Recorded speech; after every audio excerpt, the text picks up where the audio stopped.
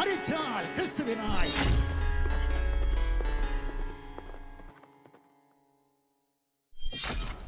മരണത്തിന്റെയും ജീവന്റെയും മേൽ അധികാരമുള്ള സത്യദൈവവും നിത്യജീവനുമായ യേശു ക്രിസ്തുവിന്റെ നിസ്തുലമായ നാമത്തിൽ ഞങ്ങളെ കേൾക്കുന്ന എല്ലാവർക്കും സ്നേഹ വന്ദനങ്ങൾ. ട്രൂത്ത് ഫൈറ്റേഴ്സ് ചാനലിൽ ഏതാണ്ട് ഒരു മാസത്തിലധികം കാലമായി ഞങ്ങളുടെ മുൻപത്തെ വീഡിയോകളിൽ നിന്നുള്ള ഷോർട്സ് വീഡിയോകൾ അപ്ലോഡ് ചെയ്യുന്നുണ്ട്. 1 മിനിറ്റോ അതിൽ താഴെയോ ഉള്ള ക്ലിപ്പുകളായതുകൊണ്ട് ഈ ഷോർട്സ് വീഡിയോകൾക്ക് സ്വാഭാവികമായും കൂടുതൽ റീച്ച് കിട്ടുമെന്ന് നിങ്ങൾക്കറിയാമല്ലോ. ഞങ്ങളുടെ ഷോർട്സ് വീഡിയോകൾ അധികവും പ്രചരിച്ചത് മുസ്ലിങ്ങളുടെ ഇടയിലാണ്. ട്രൂത്ത് ഫൈറ്റേഴ്സ് എന്ന ചാനൽ ഇതുവരെ കണ്ടിട്ടില്ലാത്ത മുസ്ലിങ്ങൾ ഈ ഷോർട്സ് വീഡിയോ കാണുകയും ധാരാളം കമന്റുകൾ ഇടുകയും ചെയ്യുന്നുണ്ട്. കമന്റുകൾ എന്ന് കേൾക്കുമ്പോൾ വീഡിയോയിൽ ഞങ്ങൾ ഉന്നയിക്കുന്ന കാര്യങ്ങൾക്കുള്ള മറുപടിയാണ് എന്നാരും തെറ്റിദ്ധരിക്കരുത്. അങ്ങനെയുള്ള കമന്റുകളല്ല. മുസ്ലിങ്ങളുടെ മദ്രസ സംസ്കാരത്തിന്റെ ഉൽപ്പന്നമായ തെറിവിളിയും വ്യക്തി അധിക്ഷേപവും ജാതി അധിക്ഷേപവും ബോഡി ഷെയ്മിങ്ങും പിന്നെ റേസിസവുമാണ് കമന്റുകളായി വരുന്നത്. ഇസ്ലാമിക പ്രമാണങ്ങളിൽ അറിവില്ലാത്ത ആളുകൾ ഇതൊക്കെ കണ്ടാൽ വിചാരിക്കുക, ഖുർആനിലെയും ഹദീസുകളിലെയും കാര്യങ്ങളെക്കുറിച്ച് ചോദിച്ചപ്പോൾ ഉത്തരമറിയാത്ത മുസ്ലിങ്ങൾ കുരുപൊട്ടിയതിന്റെ അനന്തരഫലമാണ് കമന്റ് ബോക്സിൽ കാണുന്ന ഈ മെഴുകൽ എന്നായിരിക്കും. എന്നാൽ അതല്ല സത്യം. ഇതൊരു ജിഹാദാണ്. ഭീരുക്കളായ മുസ്ലിങ്ങൾ നടത്തുന്ന ജിഹാദ്. ഈ ജിഹാദിനെ കുറിച്ച് ഇസ്ലാമിക ഗ്രന്ഥങ്ങളിൽ പറഞ്ഞിട്ടുണ്ട്. ക്രിസ്തുവർഷം 14ഉം 15ഉം നൂറ്റാണ്ടുകളിൽ ജീവിച്ചിരുന്ന ഇബ്നു നുഹാസ് എന്നൊരു പണ്ഡിതൻ ഇസ്ലാമിക ലോകത്തുണ്ടായിരുന്നു. എം അക്ബറിനെ പോലെയും മുജാഹിദ് ബാലുശ്ശേരിയെ പോലെയും സക്കീർ നായിക്കിനെ പോലെയും ഒക്കെയുള്ള ഒരു മുനാഫിക്കായിരുന്നില്ല, കപടമായി ഇസ്ലാം വിശ്വസിച്ച് നടക്കുന്ന ആളായിരുന്നില്ല ഈ ഇബ്നു നുഹാസ്. ഞാൻ ഇപ്പൊ ഈ പറഞ്ഞ ഈ ടീമുകളെല്ലാം ജിഹാദ് മഹത്തായ കാര്യമാണെന്ന് പ്രസംഗിച്ച് ഇന്ത്യയിലുള്ള പല മുസ്ലിം ചെറുപ്പക്കാരെയും ചെറുപ്പക്കാരത്തികളെയും ജിഹാദിനു വേണ്ടി സിറിയയിലേക്കും ഇറാഖിലേക്കും അഫ്ഗാനിസ്ഥാനിലേക്കും പോകാൻ പ്രേരിപ്പിക്കും. പക്ഷെ ഇവന്മാരൊന്നും ഒരിക്കലും ജിഹാദ് നടത്താൻ വേണ്ടി പോയില്ല. ഇവര് മാത്രമല്ല, ഇവരുടെ മക്കളെയും ജിഹാദിനു വേണ്ടി അയക്കില്ല. അവരുടെ കുടുംബത്തിലുള്ള ആരെയും ഇവർ ജിഹാദിനു വേണ്ടി അയക്കില്ല. അങ്ങനെയുള്ളവരാണ്. എന്നാൽ ഈ ഇബ്നു നുഹാസ് അങ്ങനെയായിരുന്നില്ല. അയാൾ ക്രിസ്ത്യാനികളോട് പലവട്ടം ജിഹാദ് ചെയ്തിട്ടുള്ള ആളാണ്. അവസാനം 1411 ഫ്രഞ്ചുകാരോട് ജിഹാദ് നടത്താൻ പോയപ്പോൾ ഫ്രഞ്ചുകാരാണ് ഇയാളെ 72 ഹൂറികളുടെ അടുത്തേക്ക് പറഞ്ഞു വിടുന്നത്. താൻ വിശ്വസിക്കുന്ന കാര്യങ്ങളിൽ അത്രമാത്രം ആത്മാർത്ഥതയുണ്ടായിരുന്ന ഒരാളായിരുന്നു ഇബ്നു നുഹാസ്. ഇദ്ദേഹം ജിഹാദിനെ കുറിച്ച് അറബിയിൽ എഴുതിയ ഒരു പുസ്തകമുണ്ട്. ആധുനിക ഇസ്ലാമിക പണ്ഡിതന്മാരുടെ അഭിപ്രായത്തിൽ ജിഹാദിനെ സംബന്ധിച്ച് രചിക്കപ്പെട്ടതിൽ ഏറ്റവും ഉത്തമമായ കൃതിയാണിത്.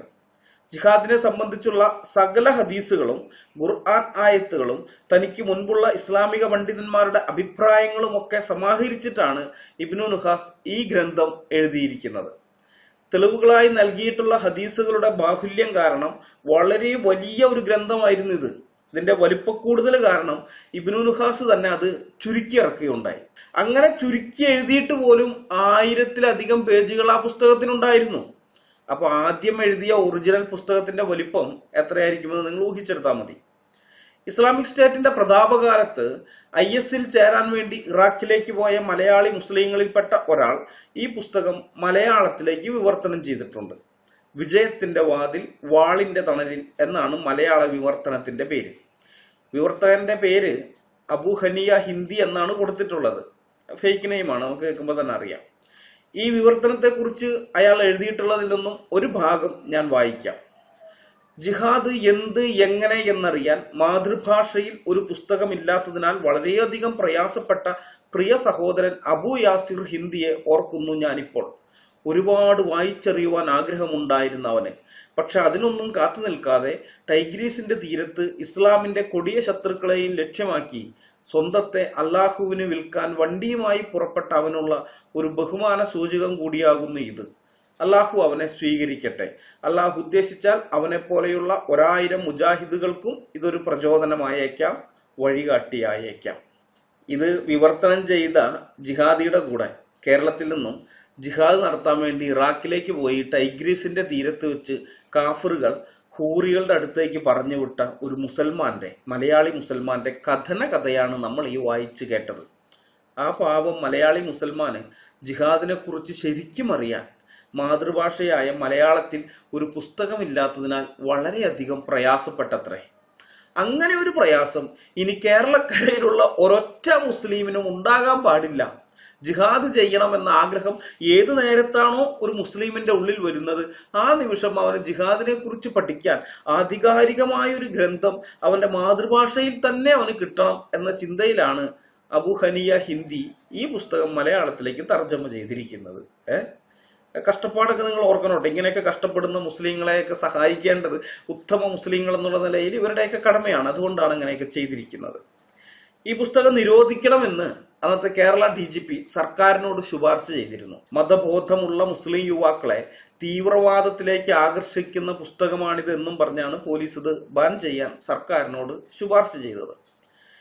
എന്തായാലും ജിഹാദിനെ കുറിച്ച് സവിസ്തരം പ്രതിപാദിക്കുന്ന പുസ്തകമാണിത്. ഈ പുസ്തകത്തിന്റെ പേജ് 22 നാവുകൊണ്ടുള്ള ജിഹാദിനെ കുറിച്ച് പറയുന്നുണ്ട്. ഞാൻ വായിക്കാം. അനസ് ഇബ്നു മാലിക്കിൽ നിന്നുള്ള നിവേദനം, റസൂൽ പറഞ്ഞു, ബഹുദൈവ വിശ്വാസികളോട് നിങ്ങളുടെ ധനം കൊണ്ടും ദേഹം കൊണ്ടും നാവ് കൊണ്ടും നിങ്ങൾ ജിഹാദ് ചെയ്യുക. അബൂദാവൂദ് 3:22, നസായി 7:6. നാവിനാലുള്ള ജിഹാദ് കൊണ്ട് ഇവിടെ ഉദ്ദേശിക്കുന്നത് സത്യനിഷേധികളെ മാനസികമായി തളർത്തുന്ന വാക്കുകൾ കേൾപ്പിക്കുകയും അവർ വെറുക്കുന്ന രീതിയിലുള്ള അവരോടുള്ള കർശന സംസാരവുമാണ്. ഇബ്നു നുഖാസിന്റെ വിജയത്തിന്റെ വാതിൽ വാളിന്റെ തണലിൽ പേജ് 22. സത്യനിഷേധികൾ എന്നതുകൊണ്ട് മുസ്ലിങ്ങൾ ഉദ്ദേശിക്കുന്നത് അമുസ്ലിങ്ങളെയാണ്. അമുസ്ലിങ്ങളെ മാനസികമായി തളർത്തുന്ന വാക്കുകൾ കേൾപ്പിക്കുകയും അവർ വെറുക്കുന്ന രീതിയിൽ അവരോട് കർശനമായി സംസാരിക്കുന്നതുമാണ് നാവിനാലുള്ള ജിഹാദ്. ഇപ്പൊ നിങ്ങൾക്ക് മനസ്സിലാകുന്നുണ്ടോ എന്തുകൊണ്ടാണ് ഞങ്ങളുടെ വീഡിയോകളുടെ കീഴിൽ വന്ന് മുസ്ലിങ്ങൾ തെറിവിളിയും വ്യക്തി അധിക്ഷേപവും ജാതി അധിക്ഷേപവും ബോഡി ഷെയ്മിങ്ങും റേസിസവും ഒക്കെ ഒരു ഉളുപ്പുമില്ലാതെ കമന്റ് ചെയ്യുന്നതെന്ന്? നിങ്ങൾ വിചാരിച്ചിരുന്നത് പോലെ അത് ഉത്തരമില്ലാത്തവന്റെ വെറും കുരുപൊട്ടലല്ല, നല്ല ഒന്നാം തരം ജിഹാദാണ്. ഈ ജിഹാദിൽ മനം മടുത്ത് ഞങ്ങൾ ഇതൊക്കെ ഇട്ടിട്ട് പോകുമെന്നാണ് മുസ്ലിങ്ങളെ നിങ്ങൾ ചിന്തിക്കുന്നതെങ്കിൽ നിങ്ങൾക്ക് തെറ്റി. ഞങ്ങൾ അങ്ങനെ ഇടയ്ക്ക് വെച്ച് ഇട്ടിട്ട് പോകുന്ന കൂട്ടരല്ല. അങ്ങനെ ഇട്ടിട്ട് പോകുമായിരുന്നെങ്കിൽ 10-15 കൊല്ലം മുമ്പ് ഫേസ്ബുക്കിൽ ഈ തെറിവിളിയും ജാതി അധിക്ഷേപവും ഒക്കെ കേട്ടപ്പോ ഇട്ടിട്ട് പോകേണ്ടതായിരുന്നു. മനസ്സിലായോ? ഇതൊന്നും ആദ്യത്തെ സംഭവമൊന്നുമല്ല. ഈ തെറിവിളിയും ഈ ജാതി അധിക്ഷേപവും ബോഡി ഷെയ്മിങ് ഇതൊന്നും ആദ്യത്തെ സംഭവമൊന്നുമല്ല. ഇതൊക്കെ പണ്ടേ കേൾക്കുന്നതാ. കേട്ട് ഞങ്ങളുടെ ചെവി തഴമ്പിച്ചു പോയി. ഞങ്ങളിത് മൈൻഡ് ചെയ്യുന്ന പോലും ഇല്ല. മനസ്സിലായ? പക്ഷെ ഒരു വ്യത്യാസം എന്താണെന്നറിയോ നിങ്ങൾക്ക്? അന്ന് ഫേസ്ബുക്കിൽ ഞങ്ങൾ തെറിവിളിച്ചവന്മാരിൽ ബഹുഭൂരിപക്ഷവും ഇന്ന് എക്സ് മുസ്ലിങ്ങളാണ്. അവര്. അള്ളാഹുവിനെയും മുഹമ്മദിനെയും അവർ നല്ല സുന്ദരമായി സ്പേസിൽ വിട്ടുകൊണ്ടിരിക്കുന്നുമുണ്ട്. ഇന്ന് യൂട്യൂബിൽ ഞങ്ങളെ തെറിവിളിക്കുന്ന നിങ്ങളിൽ ഭൂരിപക്ഷം പേരും അധികം വൈകാതെ ഇസ്ലാം എന്താണെന്ന്, യഥാർത്ഥ ഇസ്ലാം എന്താണെന്നുള്ള സത്യം മനസ്സിലാക്കി ഇസ്ലാം ഉപേക്ഷിക്കുമെന്നുള്ള കാര്യത്തിൽ ഞങ്ങൾക്ക് ഉത്തമ ബോധ്യമുണ്ട്. അതുകൊണ്ട് ദൈവം അനുവദിക്കുന്ന കാലത്തോളം വീഡിയോകൾ ഇനിയും വന്നുകൊണ്ടേയിരിക്കും. മനസ്സിലായോ? വാസ്തവത്തിൽ മുസ്ലിം ചെറുപ്പക്കാർ ഇന്ന് വളരെയധികം അസ്തിത്വ പ്രതിസന്ധി നേരിടുന്നുണ്ട്. മനസ്സിലായോ? വലിയ പ്രതിസന്ധിയാണ് ആ ചെറുപ്പക്കാർ നേരിടുന്നത്. MM അക്ബറും അതുപോലെ അലിയാർ ജിഹാദിയും ഒക്കെ പറഞ്ഞ വീഡിയോ ക്ലിപ്പുകൾ ഒരുപക്ഷെ നിങ്ങൾ കേട്ട് കാണും. മുസ്ലിം ചെറുപ്പക്കാർക്ക് അപകർഷതയാണ്. അള്ളാഹുവിനെ കുറിച്ച്, മുഹമ്മദിനെ കുറിച്ച്, ഇസ്ലാമിനെ കുറിച്ച്, ഖുർആനെ കുറിച്ച്, ഇസ്ലാമിന്റെ ചരിത്രത്തെ കുറിച്ചൊക്കെ മറ്റുള്ള ആളുകൾ മനസ്സിലാക്കിയിട്ട് അവരോട് സംസാരിക്കുമ്പോൾ ഈ ചെറുപ്പക്കാർക്ക് അപകർഷതയാണ് വരുന്നത്. സ്വാഭാവികമല്ലേ? 21-ാം നൂറ്റാണ്ടിൽ 53 വയസ്സായ ആള് 9 വയസ്സ് തികയാത്ത കുഞ്ഞിനെ ലൈംഗികമായി ഉപയോഗിച്ചു എന്നൊക്കെ പറഞ്ഞു കഴിഞ്ഞാൽ ഏതൊരാൾക്കാർ തല ഉയർത്തി നിൽക്കാൻ പറ്റുക? നാണക്കേടല്ലേ അത്? ഇതുപോലെ ഓരോ കാര്യങ്ങളും ഇന്ത്യയിൽ ചെയ്തിട്ടുള്ള, ഇസ്ലാം ചെയ്തു കൂട്ടിയിട്ടുള്ള കാര്യങ്ങളൊക്കെ, അതുപോലെ മലബാറിലെ മുസ്ലിങ്ങൾ അവിടെയുള്ള ആളുകളോട് ചെയ്തിട്ടുള്ളത്, 1836 മുതൽ 1922 വരെ അവർ ചെയ്തിട്ടുള്ള ജിഹാദുകളുടെ ചരിത്രം, ഇതൊക്കെ പറയുമ്പോൾ നാണക്കേടാണ്. മുസ്ലിം ചെറുപ്പക്കാർക്ക് നാണക്കേടാണ്. ഈ കാര്യം MM അക്ബറും അതുപോലെ അലിയാർ ജിഹാദിയും ഒക്കെ, അലിയാർ ഖാസിമി, അവരൊക്കെ അവരുടെ ഉള്ളിൽ, പബ്ലിക്കിലല്ല കേട്ടോ, അവരുടെ ആളുകളുടെ ഇടയിൽ നമ്മുടെ പിള്ളേർക്ക് ഇങ്ങനെയൊക്കെയുള്ള പ്രശ്നങ്ങളുണ്ട്, പ്രതിസന്ധികളുണ്ട് എന്ന് പറഞ്ഞിട്ടുണ്ട്. രസം എന്താന്ന് വെച്ച് കഴിഞ്ഞാൽ ഇത് പറയുന്ന സമയത്ത് അതിൻ്റെ അകത്ത് എക്സ് മുസ്ലിങ്ങളായ ചെറുപ്പക്കാരുണ്ട്. മനസ്സിലായ? അവരത് വളരെ സുന്ദരമായി വീഡിയോ പിടിച്ച് മൊബൈലിൽ വീഡിയോ എടുത്തിട്ട് അവരത് യൂട്യൂബിലിട്ട്. അതുകൊണ്ടാണ് നമ്മളൊക്കെ അറിഞ്ഞത്. അപ്പൊ ഇങ്ങനൊരു വലിയ അസ്തിത്വ പ്രതിസന്ധി ഈ മുസ്ലിം ചെറുപ്പക്കാർ നേരിടുന്നുണ്ട്. എന്നാൽ അതിനേക്കാൾ വലിയ പ്രതിസന്ധി നേരിടുന്നത് ഇസ്ലാം മത നേതൃത്വമാണ്. പണ്ഡിതന്മാരുണ്ടല്ലോ, അവരാണ് ഏറ്റവും വലിയ പ്രതിസന്ധി നേരിടുന്നത്. ഇസ്ലാമിന് നേരെയുള്ള ആശയ ആക്രമണത്തെയും ഇസ്ലാമിൽ നിന്നുള്ള കൊഴിഞ്ഞുപോക്കിനെയും എങ്ങനെയാണ് നേരിടേണ്ടത് എന്ന് അവർക്കറിയില്ല. കാരണം ഈ വിഷയങ്ങളെ കൈകാര്യം ചെയ്യേണ്ടതിന് ഖുർആനിലും ഹദീസുകളിലും പറഞ്ഞിരിക്കുന്ന പോംവഴികൾ ഇസ്ലാമിക രാജ്യങ്ങളിൽ പോലും അവർക്കിന്ന് ഉപയോഗിക്കാൻ പറ്റുന്നില്ല. ഇസ്ലാമിനെതിരെ സംസാരിക്കുന്നവർക്ക് ആശയപരമായി മറുപടി കൊടുക്കാനല്ല, അവരെ ആക്രമിച്ച് നിശബ്ദരാക്കാനാണ് ഖുർആനിലും ഹദീസുകളിലും കൽപ്പനയുള്ളത്. മുഹമ്മദിനെതിരെ കവിതകൾ എഴുതിയ 110 വയസ്സിന് മുകളിൽ പ്രായമുള്ള അബു അഫാഖ് എന്ന വൃദ്ധനെയും 5 കുട്ടികളുടെ അമ്മയായ അസ്മാ ബിന്ത് മർവാനെയും കാബിനുൽ അഷ്റഫിനെയും വേറെ ധാരാളം കവികളെയും മുഹമ്മദ് നിശബ്ദരാക്കിയത് അവരുടെ ചോദ്യങ്ങൾക്ക് ഉത്തരം കൊടുത്തിട്ടോ അതല്ലെങ്കിൽ അവർക്കെതിരെ കവിതകൾ എഴുതിയിട്ടോ അല്ല. ഇരുട്ടിന്റെ മറവിൽ മുസ്ലിം കൊലയാളി സംഘങ്ങളെ അയച്ച് അവരെ വെട്ടിക്കൊല്ലിച്ചിട്ടാണ്. അതാണ് മുഹമ്മദ് കാണിച്ചു കൊടുത്ത മാതൃക. ഈ മാതൃക പിന്നീട് സിസ്റ്റമാറ്റിക് ആക്കി ഇസ്ലാമിക ഭരണകൂടത്തിന്റെ കീഴിലേക്ക് കൊണ്ടുവന്നു. ആധുനിക ലോകത്ത് മതനിന്ദാ നിയമം, നബിനിന്ദാ നിയമം എന്നൊക്കെ പറഞ്ഞ് ഇസ്ലാമിക ഭരണകൂടം തന്നെയാണ് വിമർശനം നടത്തുന്നവരെ കൊന്നുകൊണ്ട് നിശബ്ദരാക്കുന്നത്. മനസ്സിലാകുന്നുണ്ടോ? ഇസ്ലാം മതം ഉപേക്ഷിക്കുന്നവരുടെ കാര്യത്തിൽ അവരെയും കൊന്നുകളയാനാണ് മുഹമ്മദ് അള്ളാഹുവും കൽപ്പിച്ചിട്ടുള്ളത്. വിമർശകരെ മാത്രമല്ല, ഇസ്ലാം ഉപേക്ഷിച്ചൊരുത്തം പുറത്തു പോയാൽ അവനെയും കൊന്നുകളയണം. ഖുർആനിലും ഹദീസുകളിലും ഇഷ്ടംപോലെ തെളിവുകളുണ്ട് മതപരിത്യാഗിയെ വധിക്കണമെന്നുള്ളതിന്. വീഡിയോയുടെ നീളം കൂടാതിരിക്കാൻ ഞാൻ കൂടുതൽ തെളിവുകളൊന്നും ഇവിടെ പറയുന്നില്ല. ഒരു ഖുർആനായത്ത് 2 ഹദീസുകളും മാത്രം തരാം. സൂറ 4:89. അവർ അവിശ്വസിച്ചതുപോലെ നിങ്ങളും അവിശ്വസിക്കുകയും അങ്ങനെ നിങ്ങളെല്ലാം ഒരുപോലെയായി തീരുകയും ചെയ്യാനാണ് അവർ കൊതിക്കുന്നത്. അതിനാൽ അവർ അള്ളാഹുവിന്റെ മാർഗത്തിൽ സ്വന്തം നാട് വിട്ടുവരുന്നതുവരെ അവരിൽ നിന്ന് നിങ്ങൾ മിത്രങ്ങളെ സ്വീകരിച്ചു പോകരുത്. എന്നാൽ അവർ പിന്തിരിഞ്ഞു കളയുകയാണെങ്കിൽ നിങ്ങൾ അവരെ പിടികൂടുകയും അവരെ കണ്ടുമുട്ടിയിടത്ത് വെച്ച് നിങ്ങൾ അവരെ കൊലപ്പെടുത്തുകയും ചെയ്യുക. അവരിൽ നിന്ന് യാതൊരു മിത്രത്തെയും സഹായിയെയും നിങ്ങൾ സ്വീകരിച്ചു പോകരുത്. സൂറ 4:89. ഇവിടെ പറഞ്ഞിരിക്കുന്ന ഈ ആളുകൾ ഒരിക്കൽ ഇസ്ലാം സ്വീകരിച്ചതിന് ശേഷം പിന്മാറിപ്പോയ ആളുകളാണ്. അവരെ കുറിച്ചാണ് ഇവിടെ പറയുന്നത്. അവർ അവിശ്വസിച്ചതുപോലെ തന്നെ നിങ്ങളും അവിശ്വസിക്കണമെന്ന് അവർ ആഗ്രഹിക്കുന്നു എന്ന് പറഞ്ഞിരിക്കുന്നത്. അപ്പൊ അങ്ങനെയുള്ള ആൾക്കാരെ പിടികൂടുകയും അവരെ കണ്ടുമുട്ടിയെടുത്ത് വെച്ച് നിങ്ങൾ അവരെ കൊലപ്പെടുത്തുകയും ചെയ്യുക എന്നാണ് ഖുർആനിലുള്ള കൽപ്പന. ഇനി മതപരിത്യാഗികളെ എന്ത് ചെയ്യണമെന്നാണ് മുഹമ്മദ് പറഞ്ഞതെന്ന് അറിയണ്ടേ? ഹദീസ് വായിക്കാം. അബ്ദുള്ള നിവേദനം: നബി ഒരിക്കൽ ഞങ്ങളോട് പ്രസംഗിച്ചു. അവിടെ നിന്ന് പറഞ്ഞു, അല്ലാഹു അല്ലാതെ ആരാധ്യനില്ല, അവനാണ് സത്യം. അല്ലാഹു അല്ലാതെ ആരാധ്യനില്ലെന്നും ഞാൻ അല്ലാഹുവിന്റെ ദൂതനാണെന്നും സാക്ഷ്യം വഹിക്കുന്ന ഒരു മുസ്ലിമിന്റെയും രക്തം അനുവദനീയമല്ല. മതം ഉപേക്ഷിച്ച് സംഘടിത സമൂഹത്തിൽ നിന്ന് പുറത്തേക്ക് പോകുന്നവൻ, വിവാഹിതനായ വ്യഭിചാരി, കൊലക്കുറ്റം ചെയ്തവൻ എന്നീ 3 പേരുടേതൊഴികെ. സ്വഹീഹ് മുസ്ലിം വാല്യം 2 ഭാഗം 28 ഹദീസ് നമ്പർ 26. ഒരു മുസ്ലിമിന് കൊല്ലാൻ അനുവാദമുള്ളത് 3 കാറ്റഗറിയിൽ വരുന്ന മുസ്ലിങ്ങളെ മാത്രമാണ്. വേറെ ഒരു മുസ്ലിമിനെയും കൊല്ലരുത്. അതിൽ ഒന്നാമത്തെ കാറ്റഗറി ഇസ്ലാം മതം ഉപേക്ഷിച്ച് സമുദായത്തിൽ നിന്നും പുറത്തേക്ക് പോയവരാണ്. അങ്ങനെയുള്ള മുസ്ലിങ്ങളുടെ രക്തമൊഴുക്കാൻ മുസ്ലിങ്ങൾക്ക് അനുവാദമുണ്ട് എന്നാണ് മുഹമ്മദ് പറഞ്ഞത്. ബാക്കിയുള്ള മുസ്ലിങ്ങളെയൊന്നും കൊല്ലരുത്. അതായത് വ്യഭിചാരം ചെയ്തവനെ കൊല്ലാം, പിന്നെ കൊലപാതകം ചെയ്തവനെ കൊല്ലാം. ഒന്നാമത് പറയുന്നത് മതം ഉപേക്ഷിച്ച് പോകുന്ന മുസ്ലിം. ഇങ്ങനെ 3 കൂട്ടരെ കൊല്ലാം, വേറെ ആരെയും കൊല്ലരുത്. നമുക്ക് അടുത്ത ഹദീസ് നോക്കാം. ഇബ്നു അബ്ബാസ് പറയുന്നു, ഒരു സംഘം ആളുകളെ അലി തീയിലിട്ട് കൊന്നുകളഞ്ഞ വാർത്ത അറിഞ്ഞപ്പോൾ ഇബ്നു അബ്ബാസ് പറഞ്ഞു, അലിയുടെ സ്ഥാനത്ത് ഞാനായിരുന്നെങ്കിൽ അവരെ തീയിലിട്ട് കൊല്ലുകയില്ലായിരുന്നു. വല്ലവനും തന്റെ ദീൻ മാറ്റിയാൽ അവനെ കൊന്നുകളയുക എന്ന് തിരുമേനി അരുളിയതനുസരിച്ച് അവരെ ഞാൻ മറ്റു വിധത്തിൽ കൊലപ്പെടുത്തുകയാണ് ചെയ്യുക. അള്ളാഹു ശിക്ഷിക്കും പോലെ തീ കൊണ്ട് ആരെയും ശിക്ഷിക്കരുതെന്ന് തിരുമേനി കൽപ്പിച്ചിട്ടുണ്ട്. സഹീഹുൽ ബുഖാരി അധ്യായം 58 ഹദീസ് നമ്പർ 1256. CN അഹമ്മദ് മൗലവിയുടെ തർജ്ജമ. ഇവിടെ അഹമ്മദ് മൗലവി ഒരു കള്ളത്തരം കാണിച്ചിട്ടുണ്ട്. എന്താന്ന് വെച്ച് കഴിഞ്ഞാൽ ഒരു സംഘം ആളുകളെ തീയിലിട്ട് കൊന്നു കളഞ്ഞു, അങ്ങനെ പറഞ്ഞുകൊണ്ടുള്ളത് ആരംഭിക്കുന്നത്. എന്നാൽ ഈ ഹദീസിന്റെ ഇംഗ്ലീഷ് പരിഭാഷയൊക്കെ നിങ്ങൾ നോക്കിക്കഴിഞ്ഞാൽ കാണാം, ഒരു സംഘം നിരീശ്വരവാദികളെ അങ്ങനെയാണ്, അല്ലെങ്കിൽ ഒരു സംഘം അവിശ്വാസികളെ അങ്ങനെയും ഉണ്ട്.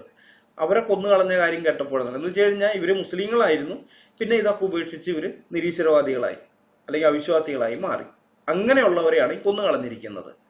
മനസ്സിലായി? അപ്പൊ അത് മനസ്സിലാക്കാതിരിക്കാൻ വേണ്ടിയിട്ട് ഒരു സംഘം ആളുകളെ, അപ്പൊ നമ്മളിത് വായിക്കുമ്പോൾ പെട്ടെന്ന് വിചാരിക്കും അവരെന്തോ തെറ്റ് ചെയ്തു, എന്തോ മഹാപാപം ചെയ്തു, കുറ്റം ചെയ്തു, ക്രിമിനൽ ആക്ടിവിറ്റീസ് എന്തോ ചെയ്തു, അതുകൊണ്ടാണ് അവരെ കൊന്നുകളഞ്ഞതെന്ന് നമുക്ക് ചിന്തിച്ചു പോകും. പക്ഷെ അങ്ങനെയല്ല. അത് ആ ഹദീസിൽ തന്നെ വേറെ താഴേക്ക് വരുമ്പോൾ അവിടെ മൗലവിക്ക് കള്ളത്തരം കാണിക്കാൻ പറ്റില്ല. CN അഹമ്മദ് മൗലവിക്ക് അവിടെ കള്ളത്തരം കാണിക്കാൻ പറ്റില്ല. കാരണം അവിടെ പറയുന്നത് എന്താണ്? വല്ലവനും തന്റെ ദീൻ ഉപേക്ഷിച്ച്, അതായത് ഏതെങ്കിലും മുസ്ലിം തന്റെ ദീൻ ഉപേക്ഷിച്ച് വേറെ ദീൻ സ്വീകരിക്കുകയോ അതല്ല ദീനൊന്നുമില്ലാതെ നിരീശ്വരവാദിയായി നിൽക്കുകയോ അങ്ങനെ എന്തൊക്കെയായാലും ശരി, അങ്ങനെ ചെയ്താൽ തന്റെ ദീൻ അവൻ ഉപേക്ഷിച്ചെങ്കിൽ അവനെ കൊന്നുകളയണം. മനസ്സിലായേ? അതാണ് അവിടെ പറയുന്നത്. തന്റെ ദീൻ മാറ്റിയാൽ അവനെ കൊന്നുകളയുക. ആ കൽപ്പനയാണ് പല ഇസ്ലാമിക രാജ്യങ്ങളിലും നടപ്പാക്കിക്കൊണ്ടിരുന്നത്. ഇന്നും ചിലയിടങ്ങളിലൊക്കെ നടപ്പാക്കുന്നുണ്ട്. ഇസ്ലാം മതം ഇതുവരെ പിടിച്ചു നിന്നതിന്റെ ഏറ്റവും പ്രധാനപ്പെട്ട കാരണങ്ങൾ ഇത് രണ്ടുമാണ്. ഇസ്ലാമിനെ വിമർശിക്കുന്നവരെ കൊന്നുകളയും എന്നുള്ളത് കൊണ്ട് ഒരാളും ഇതിനെ പരസ്യമായി വിമർശിക്കാൻ ധൈര്യപ്പെടില്ല. മതം ഉപേക്ഷിക്കുന്നവനെ കൊന്നുകളയും എന്നുള്ളത് കൊണ്ട് ജീവനിൽ കൊതിയുള്ള ഒരു മുസ്ലിമും മതം ഉപേക്ഷിക്കാനും ധൈര്യപ്പെടില്ല. ഇസ്ലാമിക രാജ്യങ്ങളിലെ കാര്യമാണ് ഞാൻ ഈ പറഞ്ഞത് വെച്ചിട്ടുണ്ട്. കുറെ എണ്ണം വരും. ഇവിടെ എത്രയോ എക്സ് മുസ്ലിങ്ങളുണ്ട് കേരളത്തിൽ തന്നെ, എന്നിട്ട് അവരാരെങ്കിലും കൊന്നു കളയുന്നുണ്ടോ എന്നൊക്കെ ചോദിച്ചുകൊണ്ട്. ഈ ആടിനെ പട്ടിയാക്കുന്ന പരിപാടി ഞങ്ങളുടെ അടുത്ത് വേണ്ടെന്നാണ് അത്തരക്കാരോട് പറയാനുള്ളത്. ഇത് കാഫറുകളുടെ രാജ്യമാണ്. നിങ്ങളുടെ ഭാഷയിൽ ഇത് കാഫറുകളുടെ രാജ്യമാണ്. ഇവിടെ ഇസ്ലാമിക ശരീഅത്തല്ല. അതുകൊണ്ട് അതൊന്നും നടക്കുകയില്ല. എന്നിട്ട് നിങ്ങൾ കുറെ എണ്ണത്തിന് തട്ടിക്കളഞ്ഞിട്ടുണ്ട്, ഞങ്ങൾക്കറിയാം. കുറെ എണ്ണത്തിന് നിങ്ങൾ കൊന്നു കളഞ്ഞിട്ടുണ്ട് ആ മലപ്പുറം കോഴിക്കോട് ഭാഗങ്ങളിലൊക്കെ. പ്രത്യേകിച്ചും SDPIക്കൊക്കെ വളരെയധികം പ്രാധാന്യം വന്നതിന് ശേഷം. ഇനി നമ്മൾ കേരള സംസ്ഥാനം രൂപപ്പെട്ടതിന് ശേഷം, ഇത് ആദ്യം സംസ്ഥാനമായിരുന്നില്ലല്ലോ, തിരുകൊച്ചിയും മലബാർ, അല്ലെങ്കിൽ തിരുവിതാംകൂർ, കൊച്ചിയും മലബാർ, അങ്ങനെ മൂന്നായിരുന്നല്ല. അതൊക്കെ മാറ്റി ആദ്യമായിട്ട് കേരള സംസ്ഥാനം നിലവിൽ വന്നതിന് ശേഷമുള്ള ആദ്യത്തെ കൊലപാതകം അതൊരു മതം മാറ്റത്തിന്റെ പേരിലുള്ള കൊലപാതകമാണ്. രാമസിംഹൻ കൊലക്കേസ് നിങ്ങളൊന്ന് ഗൂഗിൾ ചെയ്താൽ മതി, കിട്ടും. രാമസിംഹൻ കൊലക്കേസ്. ഇസ്ലാം മതം ഉപേക്ഷിച്ച് ഹിന്ദു മതം സ്വീകരിച്ച് രാമസിംഹൻ എന്ന പേരിൽ ജീവിച്ചിരുന്ന ഒരാളെ മുസ്ലിങ്ങൾ കൊന്നുകളഞ്ഞതാണ്. അതാണ് ആ സംഭവം. ഇങ്ങനെയുള്ള കാര്യങ്ങൾ ഉള്ളത് കൊണ്ടാണ് ഈ മതം പിടിച്ചു നിന്നത്. എന്നിട്ട് നമ്മൾ ഇസ്ലാമിക രാജ്യങ്ങളിൽ ഇങ്ങനെയുള്ള ശിക്ഷാ നടപടികളൊക്കെ ഉണ്ടായിരുന്നിട്ടും സ്വന്തം ജീവനെ തൃണവൽക്കരിച്ചുകൊണ്ട് ഇസ്ലാമിനെ വിമർശിക്കുകയും ഇസ്ലാം മതം ഉപേക്ഷിക്കുകയും ചെയ്ത ആൾക്കാരുണ്ട്. അത് പക്ഷേ ദശലക്ഷങ്ങളിൽ 1-2 പേര് മാത്രമേ കാണൂ. ലക്ഷങ്ങളിലല്ല, 10 ലക്ഷം എടുത്താൽ 1-2 പേര് എന്നുള്ള ആ ലെവലിൽ ഉണ്ടായിരുന്നുള്ളൂ.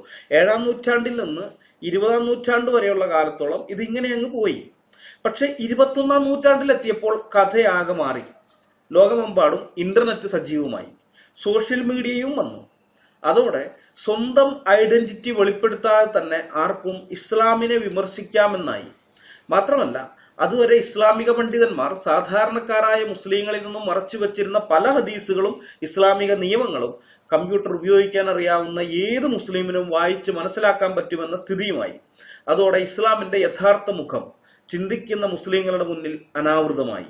തങ്ങൾ ഇതുവരെ ചതിക്കപ്പെടുകയായിരുന്നുവെന്നും സത്യദൈവവുമായി യാതൊരു ബന്ധവുമില്ലാത്ത വെറും ഒരു കള്ളപ്രവാചകം മാത്രമായിരുന്നു മുഹമ്മദ് എന്നും പിശാചു വേഷം മാറിയതാണ് അള്ളാഹു എന്നും ഖുർആൻ തീവ്രവാദികളെ ഉൽപ്പാദിപ്പിക്കുന്ന, ഭീകരവാദികളെ ഉൽപ്പാദിപ്പിക്കുന്ന വെറുമൊരു യുദ്ധപുസ്തകം മാത്രമാണെന്നും ലോകമെമ്പാടും ചിന്താശേഷിയുള്ള മുസ്ലിം യുവാക്കൾക്ക് മനസ്സിലായി. അതിന്റെ അനന്തരഫലമായി ഇസ്ലാമിൽ നിന്നുള്ള കൊഴിഞ്ഞുപോക്ക് ആരംഭിച്ചു. 21-ാം നൂറ്റാണ്ടിന്റെ ആദ്യ ദശകത്തിന്റെ 2ാം പകുതി മുതലാണ് ഈ പ്രവണത വ്യാപിക്കാൻ തുടങ്ങിയത്. 1, 2, 10, 100 അല്ലെങ്കിൽ 1000 പേരോ ആണെങ്കിൽ അവരെ കൊന്നുകളയാം. പക്ഷെ ലക്ഷക്കണക്കിന് പേർ, ദശലക്ഷക്കണക്കിന് പേർ ഇസ്ലാം ഉപേക്ഷിച്ചു പോകുമ്പോൾ എന്ത് ചെയ്യാൻ പറ്റും? ഇത്ര ആൾക്കാരൊക്കെ കൊന്നുകളയാൻ പറ്റുമോ? സാന്ദർഭികമായി ഒരു കാര്യം കൂടി ഞാൻ പറയട്ടെ.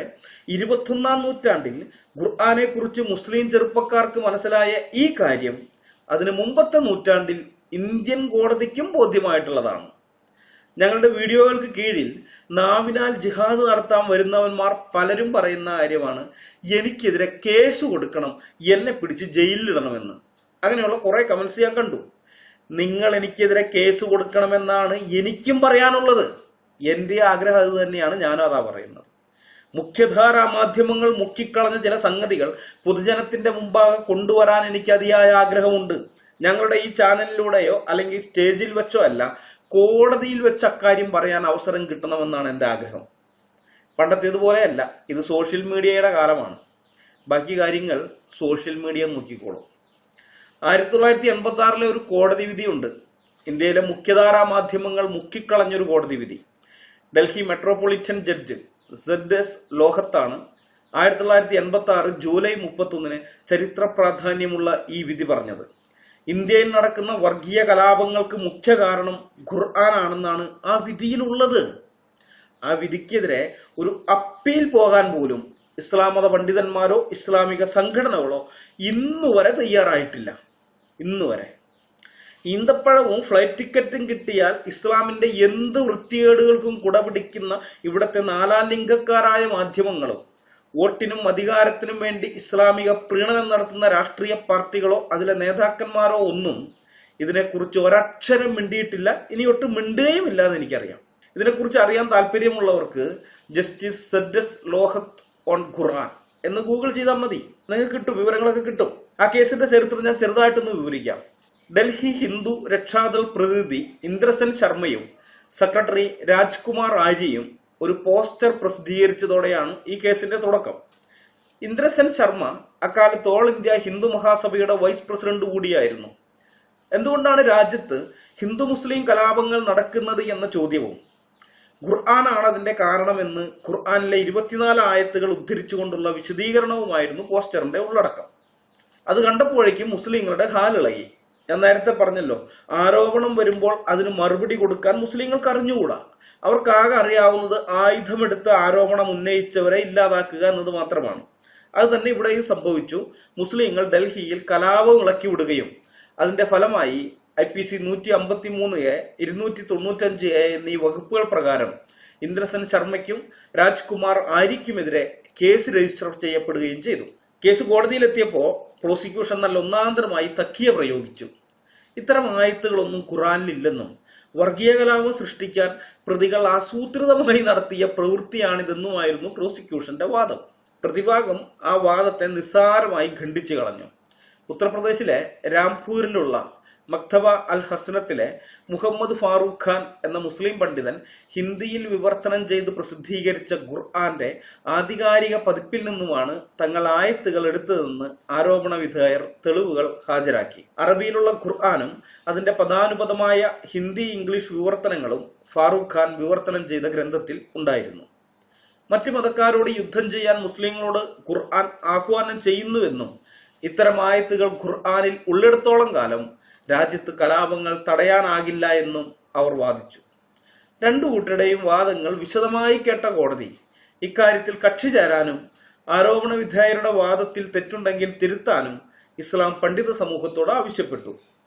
ഡൽഹിയിലെയും UPയിലെയും നിരവധി മുല്ലമാരെയും മൗലവിമാരെയും വിളിച്ച് ഇക്കാര്യത്തിൽ വ്യക്തത വരുത്താൻ ജസ്റ്റിസ് ലോഹത്ത് ആവശ്യപ്പെട്ടെങ്കിലും ഒരൊറ്റ ഇസ്ലാമിക പണ്ഡിതൻ പോലും കോടതിയിൽ ഹാജരായി ഈ ആയത്തുകൾ ഖുർആനിൽ ഇല്ല എന്നോ അല്ലെങ്കിൽ ആരോപണ വിധേയർ സന്ദർഭത്തിൽ നിന്നും അടർത്തി മാറ്റിയാണ് ഈ ആയത്തുകളെ വ്യാഖ്യാനിച്ചതെന്നോ ഒന്നും പറയാൻ വന്നില്ല. ഞങ്ങൾക്കെതിരെ മുസ്ലിം വ്യാഖ്യാന ഫാക്ടറിക്കാർ സ്ഥിരം ഉയർത്തുന്ന ഒരു ന്യായീകരണമാണ് സന്ദർഭത്തിൽ നിന്നും അടർത്തു മാറ്റിയാണ് ഞങ്ങൾ ആയത്തുകൾ ഉദ്ധരിക്കുന്നത്. യുദ്ധസന്ദർഭങ്ങളിലേക്ക് മാത്രമായി കൊടുത്തിരിക്കുന്ന ആയത്തുകൾ ഞങ്ങൾ എടുത്തുകൊണ്ടുവന്ന് സമാധാന കാലത്ത് ഉപയോഗിക്കാൻ കൽപ്പിച്ചു എന്ന് കള്ളം പറയുകയാണ് ഞങ്ങൾ എന്നൊക്കെ പറഞ്ഞിട്ടാണ് ഇവർ ന്യായീകരണം ചമയ്ക്കാറ്.